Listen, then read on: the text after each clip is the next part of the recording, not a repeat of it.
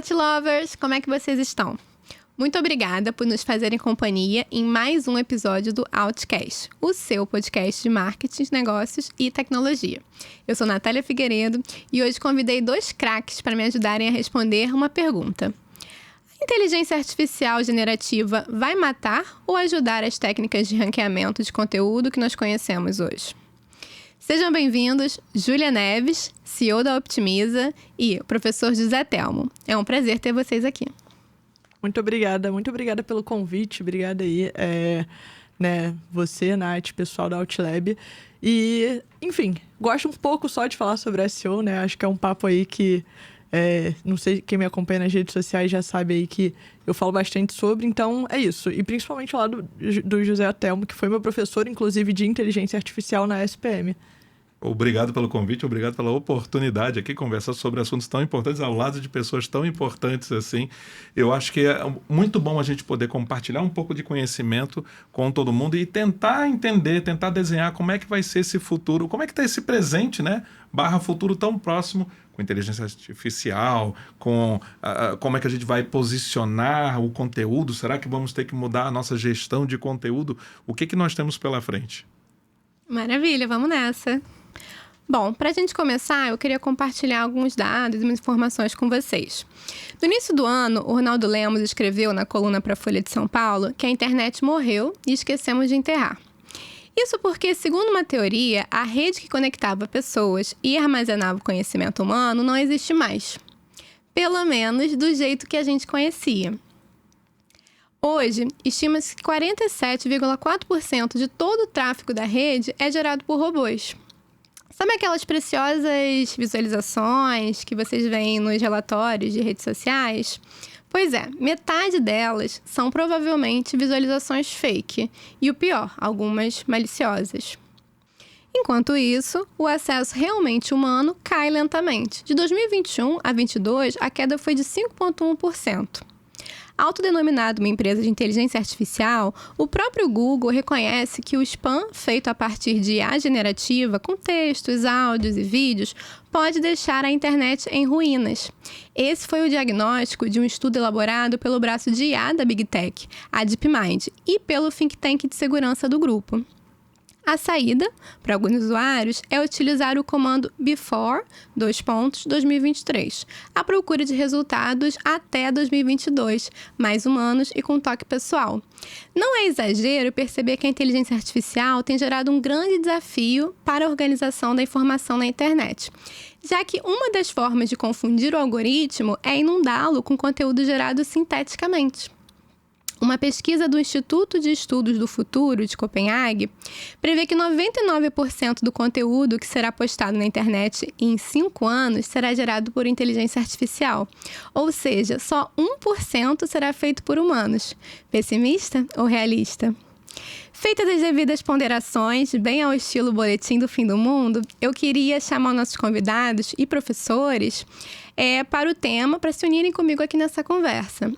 Eu vou começar perguntando para a Júlia, também conhecida como Júlia do SEO. Como que a popularização de ferramentas como o ChatGPT, que não devem ser vilanizadas nem nada, o SEO que a gente conhece, ele está mudando. Como é que você enxerga essa transformação? Boa tarde, pessoal. Quantas horas a gente tem aqui para ficar nessa conversa? Mas assim... Vamos lá. Primeiro, boa noite, boa tarde, bom dia. Não sei que hora você está assistindo isso. Eu sou a Júlia do SEO, né? Júlia Neves. Para minha família eu ainda me chamo Júlia Neves. Para a gente falar sobre o que o ChatGPT está transformando, ChatGPT / qualquer inteligência artificial, né, nesse meio, para a gente falar o que o ChatGPT está transformando, a gente tem que pensar hoje como nós, né, pessoas, seres humanos, consumimos o conteúdo. A gente tem exigido cada vez, né, um conteúdo mais rápido, um conteúdo mais dinâmico. E a inteligência artificial generativa já faz parte das nossas vidas há muito mais tempo do que a gente pensa. Mas só agora, a partir de 2023, que a gente começou a ver o uso na palma da mão. Então, a inteligência artificial, ela sempre esteve presente. Só que a gente chegou num ponto agora onde a gente quer um conteúdo cada vez mais imediatista. A gente quer ali resultados o mais mastigado possível. E eu acho que a partir do momento que a gente começa a ter uma ferramenta tão poderosa, tão acessível, né, no nosso dia a dia, a tendência é que a gente fique cada vez mais preguiçoso. E eu imagino que as buscas vão se encaminhar para isso, né? A gente vê o Google... Nos últimos dias saiu uma notícia do Google que ele começou oficialmente a colocar a busca generativa ali nos resultados de pesquisa. Eu já tô com isso há um tempo. Não sei se vocês já ativaram... tinha ali aquele Search Lab, né, do Google, que a gente podia ativar para testar já. Então, eu já tenho bastante tempo que eu tô usando. Mas nos últimos dias, todo mundo começou a usar isso, né? Nas últimas semanas. E a tendência é que a gente tenha cada vez tudo mais mastigado. Então, o SEO, ele vai ser muito mais sobre nutrir, talvez, essas inteligências e nutrir o conteúdo ali bem feito, do que, de fato, a gente conseguir imediatamente o clique no site. Eu acho que a gente vai ter esse processo de conseguir ganhar as pessoas através de um conteúdo que não vai ser dentro do seu site, e aí, a partir daí, a pessoa começa a te conhecer, começa a acompanhar ali um pouco mais sobre você, e aí, a partir dali, a gente consegue. Então, acho que o SEO vai passar a ser mais um meio do que um fim. Eu imaginaria isso. Mas, enquanto tiver busca, enquanto tiverem perguntas, né, o SEO vai continuar existindo. Então, eu acho que a maneira como a gente faz SEO vai mudar, mas vai estar sempre ali. Uma forma da gente entregar o resultado que a pessoa precisa na hora que ela precisa. Maravilha. E na sua opinião, professor? Bom, muito obrigado pelo convite, né? O professor José Telma aqui falando. E só para complementar muito bem o que a Júlia disse, e você apresentou logo na introdução, a internet está morrendo desde o dia que ela foi criada. Assim como nós, de certa forma, num ponto de vista, por favor, não muito negativo, nós estamos nos transformando a cada dia.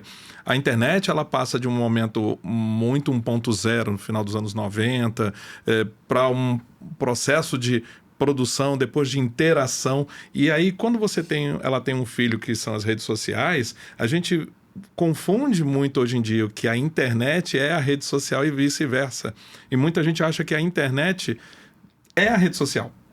Então, a gente vem nos últimos anos, nos últimos 10, 15 anos, com uma estratégia de eu produzo conteúdo, eu tenho a visibilidade, isso atrai público, gera-se o tráfego.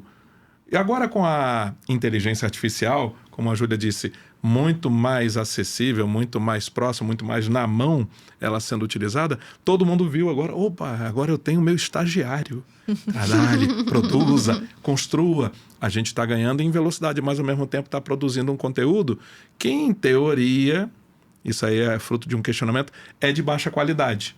Porque a inteligência artificial, ela depende também de conteúdo de alta qualidade. O que é o conteúdo de alta qualidade? O conteúdo feito por humanos, o conteúdo estabelecido, que foi desenvolvido com humanos, com propósito, e não uma coisa mecanicamente ou artificialmente produzida.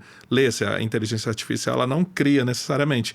Ela reproduz algum material, algo que já foi feito. É o famoso copia, mas não faz igual. Copia, mas não faz igual. Tema do nosso podcast da primeira temporada. E aí a gente está vivendo justamente essa época de o conteúdo, a gente utiliza-se, alguns, não todo mundo, utiliza-se a inteligência artificial para queimar etapas, para se economizar processos, mas em contrapartida com as mudanças que estão acontecendo, a gente está vendo que é uma mudança de hábito, onde o SEO acaba entrando, já que a internet morre, a internet vem em conjunto com o SEO se transformando de uma figura um pouco mais técnica no início, para agora uma mais de entender o comportamento do consumidor na web. E as marcas que hoje já estão olhando para isso, né? Para essa evolução da inteligência artificial na produção de conteúdo, mas também sem perder espaço ou ter um conteúdo muito raso. Como continuar tendo relevância nesse cenário? Provavelmente seja muito na interação com o seu público, está antenado. As marcas, historicamente, elas nunca foram preparadas para conversar. Marcas até o final dos anos 90, elas pagavam uma mídia tradicional, rádio, TV, jornal, revista, etc., para através daquela mídia ela ter uma interação fria, um para muitos.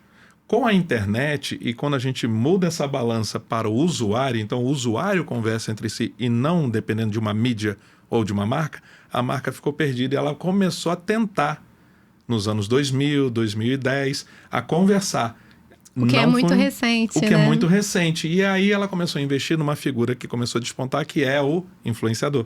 O influenciador é o personagem ou a pessoa que está se despontando diante do público e a marca investe nessa mídia para ter voz. Porque a marca em si não conversa. Ela tem dificuldade, não todas, mas tem dificuldade de conversar. Então, encontrar formas de estar relevante é estar próximo hoje em dia. Ser relevante hoje é ouvir, é conversar, é responder, é até incentivar, apoiar, se posicionar. Ser uma rede social de fato, né? Com Exato. participação. Ô, Júlia, em 2023, a gente estava conversando aqui no Outcast sobre inteligência artificial e ética na produção de campanhas de marketing. E você já estava olhando para SEO, como que isso iria influenciar o trabalho do dia a dia para os especialistas da área e também para as marcas. Justamente num papo com o Diego Ivo, né? Da Conversion. Isso. Vamos no assunto. Em um ano, você acha que algumas dessas técnicas já ficaram obsoletas? Ou a gente continua trabalhando elas adaptadas? Eu acho que assim, tudo... Se a gente olhar para o cenário onde em 2023 ali a gente estava entendendo como funcionava, né, a inteligência artificial ali na palma da mão, hoje todo mundo já, assim, pelo menos eu, é uma aba fixa no meu Google Chrome. Ela não sai dali. Não sei se todo mundo, mas a minha tá aberta, né? É tipo isso. Inclusive, essa resposta... Tô brincando.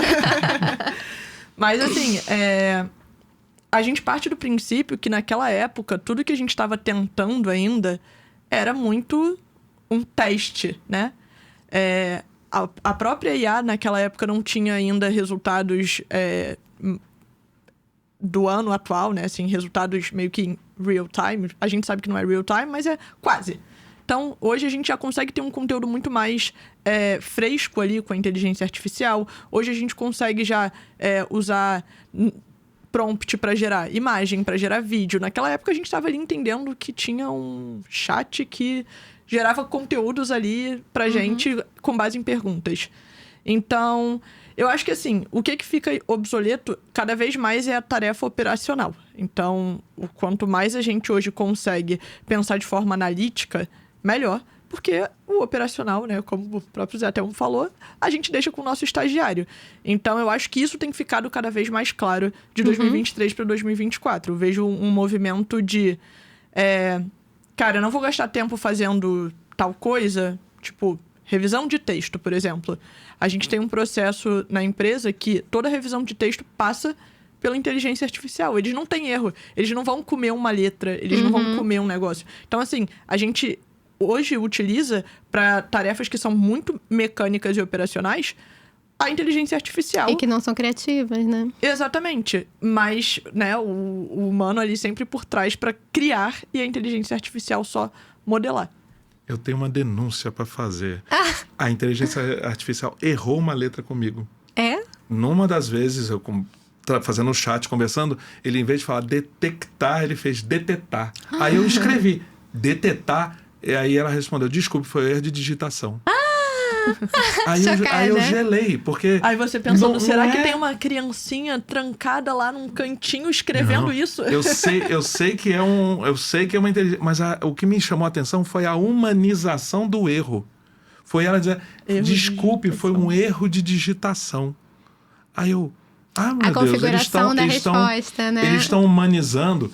Há um interesse da inteligência artificial ser cada vez mais próxima, e uma dessas técnicas para ser mais próxima é a humanização da ferramenta. A gente trata por estagiário, por aquele, por ele. Então, nesse processo, não só de vê-lo como uma ferramenta, é começar a vê-lo como alguém que está com você. E a gente tem exemplos na ficção, né, dos filmes e tal, das pessoas se apaixonando, adorando, sentindo falta. Teve até uma notícia trágica há poucos dias de um jovem que tirou a própria vida porque não teve mais o acesso, não conseguiu ter acesso, porque ele colocou a inteligência artificial numa posição de dependência. Então, o que está acontecendo é que a inteligência artificial não é só o ferramental, mas também existe uma questão social aí que está começando a desenvolver. E não que o treinamento humano não seja intensivo, né? Enfim, países subdesenvolvidos, com microtarefas, que vão garantindo essas respostas cada vez mais humanas, né? Uma inteligência artificial que parte de treinamento de pessoas, né? Eu queria destacar com vocês que, assim, toda caixa de busca, ela é um espaço a ser otimizado, né? E esse conceito, ele é ainda mais importante quando a gente pensa nas novas gerações, que vão ter comportamentos de buscas completamente diferentes dos que a gente tem. Eles não vão procurar um livro novo para ler ou uma receita num blog, mas sim num vídeo do TikTok. E as Big Techs, inclusive, estão de olho nisso. Uma pesquisa da Using TikTok as a Search Engine, realizada pela Adobe, mostrou que 64% dos nativos digitais já contaram com a plataforma chinesa para tentar encontrar alguma informação. Em 2022, até mesmo o Google publicou que 40% da Gen Z utiliza o TikTok como ferramenta de busca. O motivo para consumir mais em um espaço curto de tempo. Zé, como é que você vê esse movimento, principalmente com seus alunos, né, no dia a dia? Não, eu pego muito, troco muita ideia com os alunos. Isso que está acontecendo é um reflexo e culpa do Google. Porque a experiência de navegação e principalmente o resultado afastou muita gente. E nesse afastamento, porque como é que está hoje até relato dos alunos e muita gente que deve estar assistindo a gente também passa por isso. Você pesquisa, aí tem um conjunto de links. Você tem que ir, o primeiro deve ser o melhor resultado, o segundo você entra. E aí é uma página com um monte de banner, com conteúdo cortado de publicidade. Perfeito. E tal, você quer fechar, por isso que veio muito bloqueador de anúncio, cresceu pra caramba. Então a experiência não está sendo legal. E palavra dos meus alunos, você vai no TikTok e digita tal assunto. Vem um vídeo de alguém mostrando. E mostra. Ele não tem que passar por introdução, chamada no lead, texto e tal, para o convencimento até o conteúdo. E por que você acha que o YouTube não cumpriu essa função? O YouTube ele vem de outra época. O YouTube ele é vamos dizer assim, um vanguardista, porque a função dele era armazenar vídeo. Ele, antes de se tornar uma rede social, ele servia para você não anexar um vídeo que era pesado para a nossa internet em 2006, 2007 mais ou menos. Então você botava um link do YouTube. Veja esse vídeo, Júlia. Aí eu mandava para a Júlia ia ver. Só que o que aconteceu? Com o passar dos anos e o costume, todo mundo foi usando, ele foi crescendo. Então o público que foi para lá era o público dos blogs. O público que lançou os blogs, aqueles que bateram de frente com a Folha e tal, dos anos 2000 e pouco, foram para lá e transformaram o YouTube num canal muito de vlog, né? Foi o blog, virou o vlog. Então era o seu blog em vídeo. Então, os blogs em vídeos começaram a crescer, a se despontar. E aos poucos as pessoas começaram a perceber, poxa, eu posso fazer aqui um do it yourself, né? Como faço isso, como faço aquilo? As pessoas começaram a espalhar. O TikTok, ele vem numa contrapartida com relação ao tempo. Ele é uma rede social que começou tendo como limite o tempo. Então, o Vine, anos atrás, eu vou falar um monte de coisa velha aqui, tá? O Vine, no Twitter, que foi antes do Twitter adquirir, ele era um vídeo de 6 segundos. Então, como é que pode uma rede social durar 6 segundos um vídeo? E o pessoal produzia, existia isso. Então, eu acho que a grande criatividade do TikTok foi, começar com vídeos curtos, com o público, ir com o público que já estava cansado do modelo do YouTube e, consequentemente, também eu vejo o TikTok como muito melhor ferramenta para o criador de conteúdo, do que o YouTube. Ele já tem integrado um monte de ferramentas para você criar e que o YouTube não. O YouTube espera ainda que você faça no seu celular, grave e aí suba. Então ele ainda mantém um pouco de mentalidade de armazenamento. Então eu acho que foi muito essa razão por que o TikTok foi na frente nessa. E o público queria algo diferente. O jovem sempre quer algo diferente, ele quer mudar. E o TikTok foi a bola da vez. Muito legal. E Júlia, o que você acha que nesse cenário muda para o especialista de SEO, né? Boa. Eu vou trazer um contraponto aqui. Eu não tô querendo defender o Google, longe de mim, mas tem uma pesquisa recente, depois eu vou te mandar o link para você poder deixar no vídeo, que fala que hoje, no mundo, 1 em cada 10 Gen Zers preferem o TikTok ao Google. Mas ainda temos Gen Zers no Google, então a gente ainda tem essa esperança. Mas eu acho que a primeira questão sobre o TikTok, que o TikTok atraiu tanto a Gen Z, é o famoso UGC, né? O User Generated Content, porque É isso, o YouTube, ele não estimula as pessoas a postarem numa frequência tão rápida. O YouTube é muito associado a vídeos mais longos, a coisas mais densas de você consumir. Então, você não vai procurar uma aula, por exemplo, no TikTok. Você vai procurar uma aula no YouTube. O TikTok é, sei lá, eu quero comprar uma blusa pra sair. Então, eu acho que depende do Apesar momento. de estar crescendo os vídeos mais longos por lá também, né? No TikTok. Eu sou...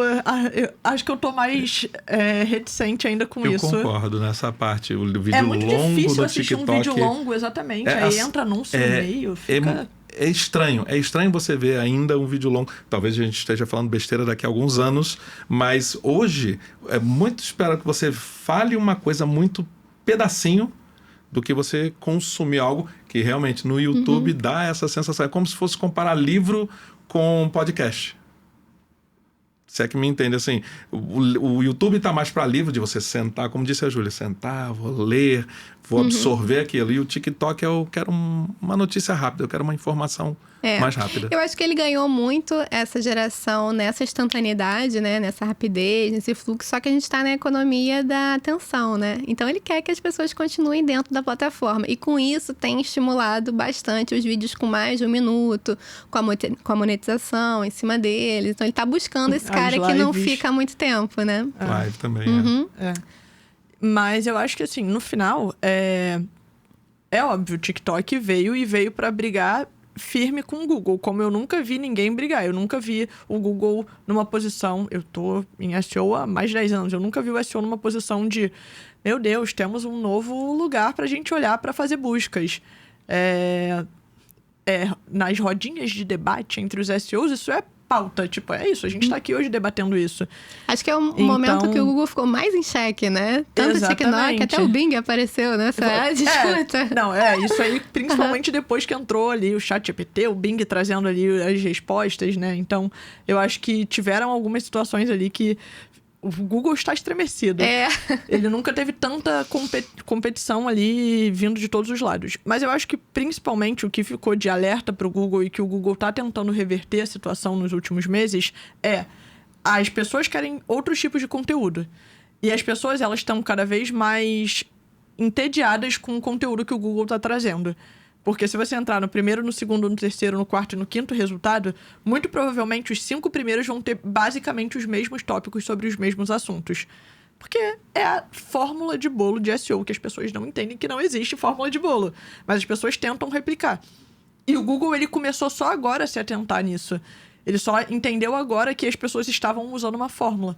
E o Google, ele cria algoritmos o tempo todo para impedir a fórmula, né, que as pessoas identificaram. Então, o papel do SEO é entender como é que funciona ali para gerar o resultado melhor pro algoritmo.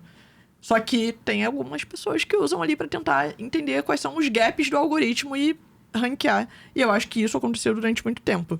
E o TikTok, ele veio trazendo um conteúdo fresh, um conteúdo ali feito por pessoas de verdade, você tá vendo as pessoas, e rápido, né?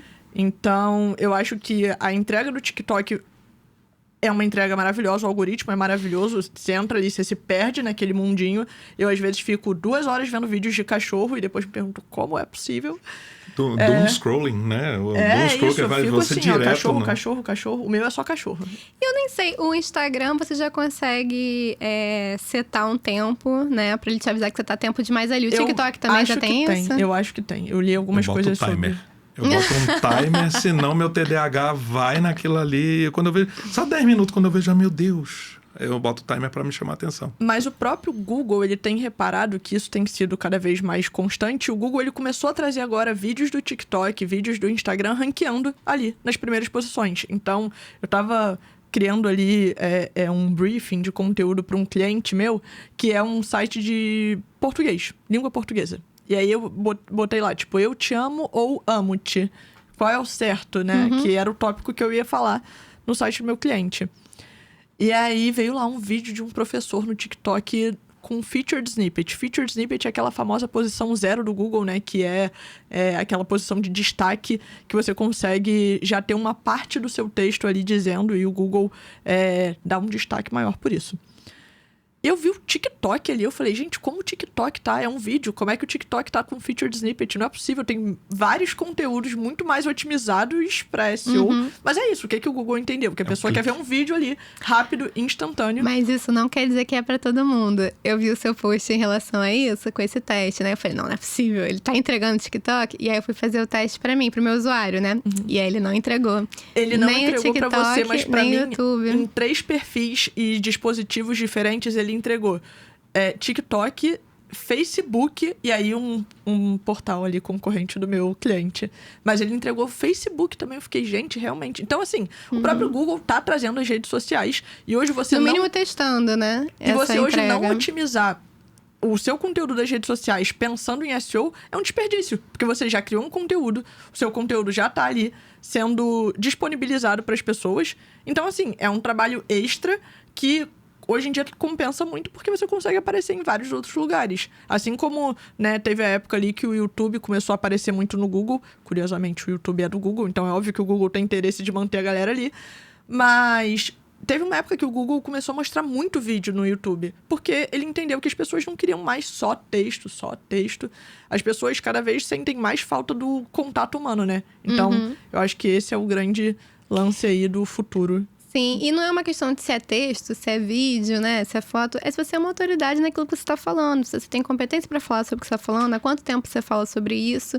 E não o ChatGPT que chegou agora, que vai saber fazer um texto completo, um conteúdo completo sobre aquele assunto. Que usos que vocês têm feito no dia a dia com essa... Que é o ChatGPT é um deles, né? Mas com esse recurso. É o assistente, assim, é o meu assistente. Eu uso ele praticamente desde quando anunciaram. Eu já fiz uma conta e já comecei a mexer. Isso novembro de 2022. Eu já comecei a mexer e vejo a relação que ele tem. Hoje eu vejo, e eu tento passar isso para meus alunos, eu digo para os meus alunos, e tem muito professor que diz assim, se eu pegar com o ChatGPT vou tirar nota. Então, eu falo o contrário, usem, gente, usem, mas usem como ferramenta, é assim que eu uso. Ele é uma ferramenta para eu ganhar tempo, para abrir caminhos, para simplificar coisas, para me elucidar. E ele tem essa posição. E tudo que ele faz, que seja alguma coisa que eu peço para agilizar uma produção, a gente chama de artefato, né? Qualquer um artefato, um texto, alguma coisa, tem que revisar, gente. Revise. Você não revisaria do seu estagiário? Você não revisaria do seu parceiro comercial e tal? Por que você não revisaria o e-mail que sua esposa, seu marido escreveu? Por que você não vai revisar da ferramenta que tem a ideia de que ela não vai errar? Ela erra. Ela erra não porque ela tenta ser humana, como eu falei agora há pouco, mas porque faz parte lá do algoritmo dele, na hora que ele monta, as alucinações que todo mundo fala, ele fazer isso. Então, eu uso, por exemplo, se eu preciso de ideias, jogo para ele. Se eu preciso de uma explicação, e isso é até uma parada interessante com o Google, que muita gente está começando a migrar para a inteligência artificial e não pesquisar mais no Google. Por quê? Porque já dá a resposta direto. Então, uma das coisas que eu faço com ele, por exemplo, eu uso ele muito para fazer fact-check. Alguém falou tal coisa num vídeo no TikTok, que se fizer isso faz mal à saúde. Tal coisa, substância. Não foi encontrado, não sei o quê. Aí eu uso o ChatGPT, Perplexity, o Bing, N outras ferramentas. Eu preciso, me ensine a programar em Python.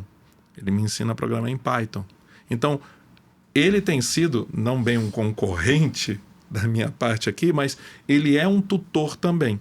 Então, você pode usar o ChatGPT para, fora outras questões técnicas, análise de dados, análise de sentimento, informação, tudo. Só um cuidado. Não bote o conteúdo de terceiros nem dos seus clientes no ChatGPT, porque passa a ser dele.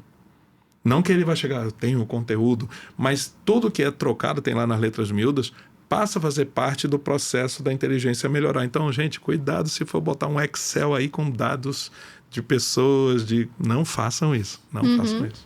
Pois é, e pensando um pouco sobre o mercado de trabalho, agora que você trouxe isso, né, de dados sigilosos e tal, pensando nos profissionais que estão entrando agora, que estão começando na área, que habilidades vocês veem que vão ser essenciais para operar nesse mercado? Principalmente a capacidade de se expressar, porque a inteligência artificial, ela necessita de comandos claros. Ela ainda não é, vamos dizer assim, tão inteligente ao ponto de entender o que você falou com poucas palavras. E não adianta você ficar zangado que ela não entregou aquilo. Nossa, eu tentei várias vezes. Porque você tem que se expressar. Por isso que tem uma pesquisa, agora eu não vou lembrar onde, mas dizia que muita gente que está se dando bem com a inteligência são as pessoas com maior aporte cultural. Então, quanto mais capacidade de se expressar, maior capacidade de uso de palavras, de você tentar dizer até para a ferramenta o que você quer e como você quer, mais fácil. Então, o mercado de trabalho precisa de pessoas que elas tenham condições de entender que a inteligência artificial, primeiro, é a ferramenta, que ela está ali para agilizar, e como instruir a ferramenta para extrair dela o resultado que precisa. E para você, Júlia? Eu acho que, mais do que nunca, as pessoas vão precisar, como, assim, skill principal, usar a cabeça. Porque, né, antes, a quantidade de vagas que a gente via operacionais eram muito maiores do que hoje. Então, eu lembro quando eu comecei como estagiária na B2W, lá atrás, eu fazia um negócio que era literalmente ver esse produto daqui é igual a esse produto? Se sim, aperta esse botão. Se não, aperta esse botão. Era isso, era para eu ajudar no SEO da página, mas fazer um negócio ultra, hiper operacional. Que era, né, o que a gente chamava de match de produto. Hoje, com a inteligência artificial, é muito mais fácil eu errar do que eles. Eu, com o olho humano, vou errar muito mais do que, né, eles. Eles é a entidade, né? A entidade. Não, isso me lembrou que a minha primeira tarefa no estágio, também na época da faculdade, era transcrever vídeo. E assim, acho que foi a primeira coisa que a inteligência artificial começou a fazer. Transcrever programas, transcrever vídeos, né? Inclusive, até complementando o uso da inteligência artificial, uma das coisas que eu mais uso a inteligência artificial é pegar o conteúdo que eu gravei em vídeo, então, por exemplo, podcast, e transcrever para fazer um post de blog, e aí eu pego o conteúdo escrito, imputo o vídeo, pego o conteúdo, embedo o vídeo, pego o conteúdo em vídeo e boto o blog ali para quem quiser ler. Então, é tipo, você usar a inteligência artificial para cruzar ali as informações que você tem, produzindo um conteúdo próprio. As informações que você já produziu, né? Exatamente, é um conteúdo próprio, é um conteúdo que vai ser falado exatamente no meu tom, com as observações que eu trouxe, que meus convidados trazem, então você consegue computar. Mas é isso, eu acho que assim, a skill mais importante vai ser cada vez mais a capacidade analítica. Então, qualquer questão hoje que você tenha operacional, você vai encontrar formas de fazer. A inteligência artificial é um facilitador muito grande.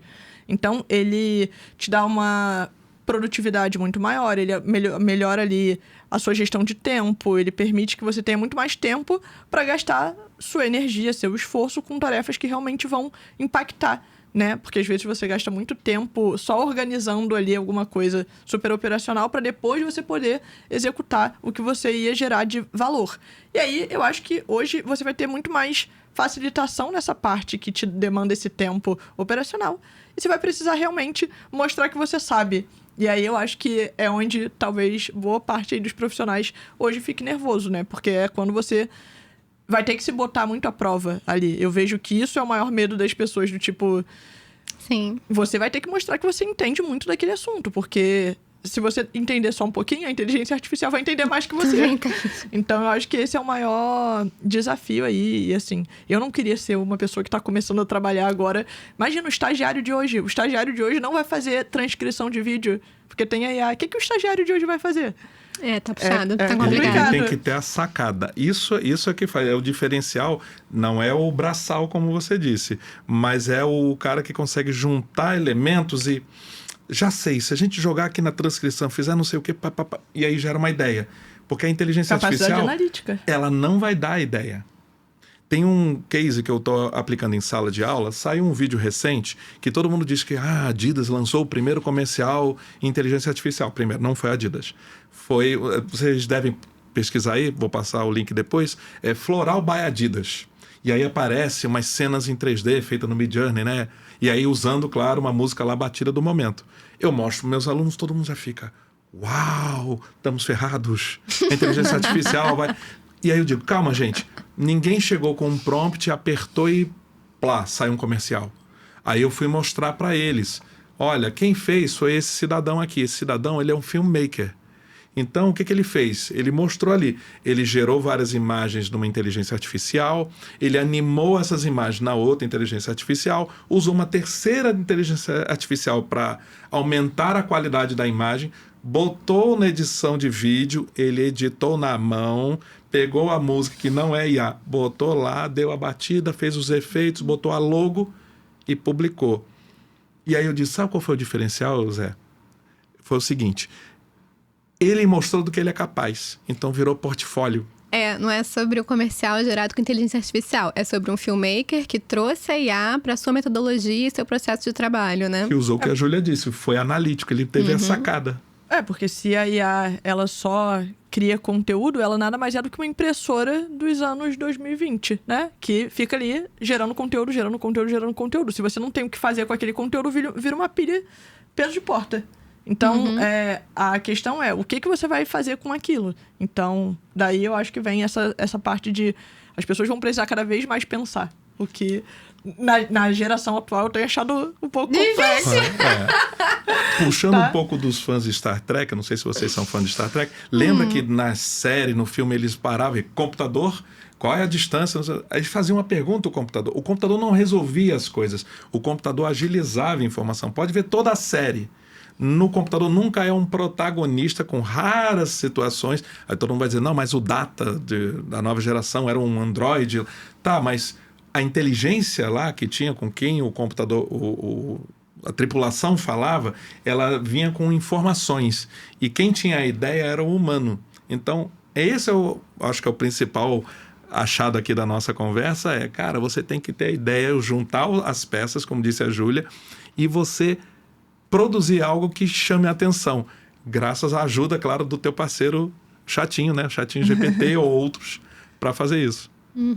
Pessoal, e nesse enxoval de novas ferramentas, novas coisas, se vocês pudessem escolher só uma que tenha ajudado vocês no dia a dia, Júlia é exclusiva de SEO, porque é a nossa especialista da mesa no assunto, e professor no geral, no seu dia a dia, o que tem mais te ajudado hoje?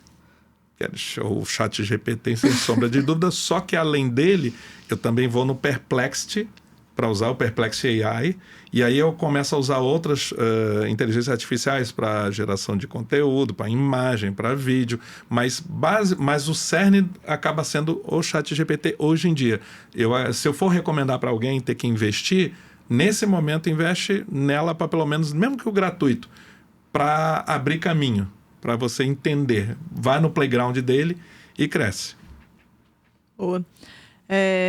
Eu acho que assim, dentre todas as inteligências artificiais, acho que eu mais uso, de SEO especificamente, eu elencaria a Niara. A Niara é uma ferramenta de inteligência artificial criada por uma mulher brasileira. Isso já é um motivo para todo mundo acessar. Mas ela é a primeira ferramenta exclusivamente de SEO aqui do Brasil, feita para a língua portuguesa, o que faz toda a diferença quando você está otimizando. E... eles têm avançado muito, enfim, tem muitas integrações. Então, o que eu mais gosto sobre a Niara é que ela não dá ali o resultado na mão, né? O ChatGPT, se você falar, cria um briefing, ele dá o briefing pronto. Só que de onde ele tirou aquilo ali? A Niara, ela acaba sendo melhor para SEO porque ela mostra todos os resultados da SERP, ela integra com a SERP, ela tá agora lançando a integração com o Google Search Console. Então, você consegue ter uma visão muito mais analítica ali para criar um conteúdo específico. Com os recursos que você precisa, exatamente, né? Direcionado. É direcionado. Mas, assim, ChatGPT também é maravilhoso para vários tipos de coisa. Então, eu botaria top 1 ali de SEO a Niara, só que é isso. Para eu criar conteúdo de forma massiva, né? Que hoje a internet precisa disso. Você pega ali um conteúdo em vídeo seu, transcreve, o ChatGPT transcreve muito bem. Eu falo assim, pega esse camarada aqui do YouTube, cria um post de blog sobre isso, esquece que é uma pessoa falando e pega só o conteúdo como se você estivesse criando realmente um artigo sobre isso. Enfim, tem os meus prompts lá, desses milhões de tamanhos, né? Que o prompt é um negócio gigantesco hoje em dia. Então, eu consigo extrair bastante coisa dali. Então, depende do momento. Mas, assim, top 1 de SEO, eu botaria Niara, que ajuda bastante ali na vida do profissional de SEO. Boa. Eu acho que o diferencial das empresas, né, sendo conseguir alocar essa inteligência para o direcional que a gente precisa, né? Seja o Zapier construindo automações com inteligência artificial, ou o Notion, que também trouxe, né, para a plataforma, Confluence. Porque o ChatGPT em si, ele não vai te fazer tarefas, né? Ele vai lhe responder o que você vai inputando, mas talvez não automatize a sua vida. E quando a ferramenta entende isso, que ela pode aplicar direcionado ao que ela oferece, aí é o pulo do gato. Aí, de fato, agiliza o nosso dia a dia. Né? Exatamente. Bom, partindo para os nossos encerramentos agora, até o fim do ano, a OpenAI e o Google planejam revelar novas versões das suas IAs, segundo os portais especializados, aumentando ainda mais a competição nesse campo de tanta inovação. O futuro da inteligência artificial é remodelado a cada nova descoberta, com empresas em constante evolução em busca do próximo grande avanço tecnológico. A expectativa é que essas inovações continuem a romper barreiras, oferecendo soluções mais eficientes e inovadoras para os desafios contemporâneos. Por aqui, continuamos atentos às mudanças para nos adaptarmos, maximizando os benefícios e minimizando os riscos, claro. Hoje, a gente vai oferecer um bônus para os nossos ouvintes, para dar uma ajudinha nessa jornada. A gente atualizou a lista de 101 ferramentas de IA disponível no Out Academy. Agora são 111 ferramentas, para lembrar que a Outlab é a agência número 1 no coração dos Outlovers. Tem também cupom de 15% de desconto no curso Passo a Passo para implementar boas práticas em SEO. O cupom é OUTCAST15. E dica literária dos convidados. Ju, qual é a sua indicação e por quê? Boa. É difícil indicar livros de SEO porque o Google muda 600 vezes por ano o seu algoritmo. Então é injusto porque enquanto a pessoa está escrevendo já tiveram várias mudanças. Mas o Eric Formaggio lançou um livro em 2023 chamado SEO, Search Engine Optimization. Não tem muito mistério. Tem, enfim, a Amazon, um dos principais players aí de venda de e-commerce. É um livro muito didático sobre SEO. Ele trata SEO muito ali de forma detalhada e, ao mesmo tempo... Não é fácil explicar a parte técnica de SEO, não é fácil explicar as partes mais que fogem ali um pouco do marketing, entram um pouco mais para tecnologia.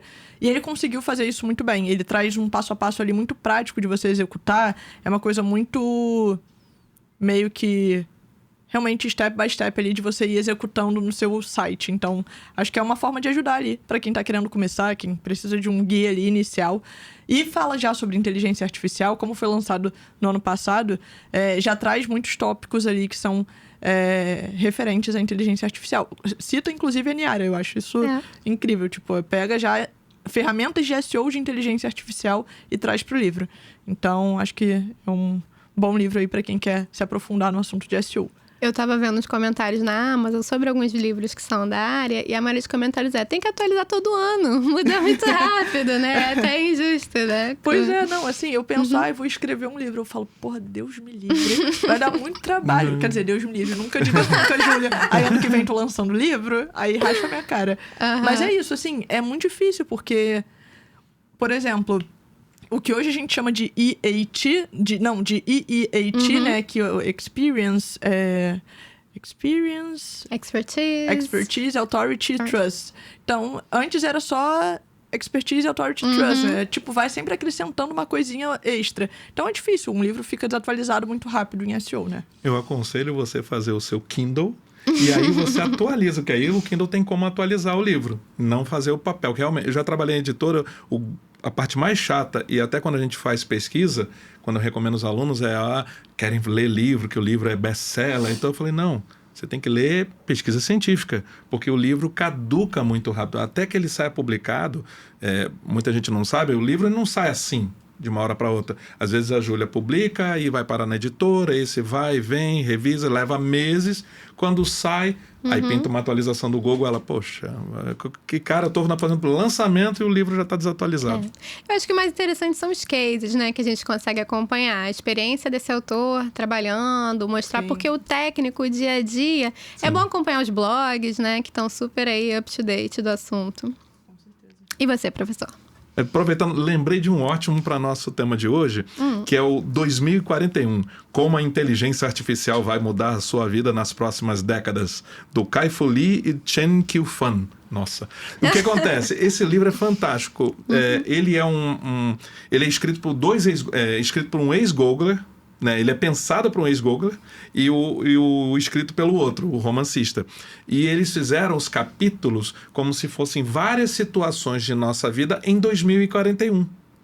Por isso que é o título do livro. E lá eles mostram o que vai acontecer com a tecnologia, inteligência artificial e tudo mais num futuro. Então, num capítulo fala sobre uma família que cede os direitos de entender, né? Libera os direitos sem ler tudo. Para quê? Para baixar o preço dos impostos que eles têm. Noutra, o algoritmo está tentando impedir que uma menina indiana se apaixone pelo outro rapaz, porque lá no gráfico ele não tem uma boa origem, porque são castas diferentes, ou então em outra, quando diz que uma pessoa não pode ser amiga e por aí vai. São vários exemplos da tecnologia se mesclando ao social, e algumas questões, por exemplo, tem um capítulo que fala sobre uma tentativa de golpe utilizando fake news. Uma pegadinha meio fim do mundo esse livro aí.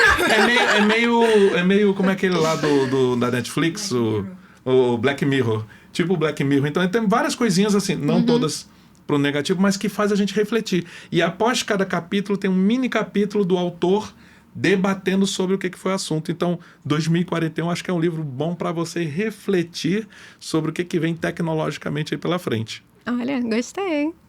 Pessoal, muito obrigada pela presença de vocês aqui hoje. Espero que vocês tenham gostado do papo e que o nosso público também tenha gostado.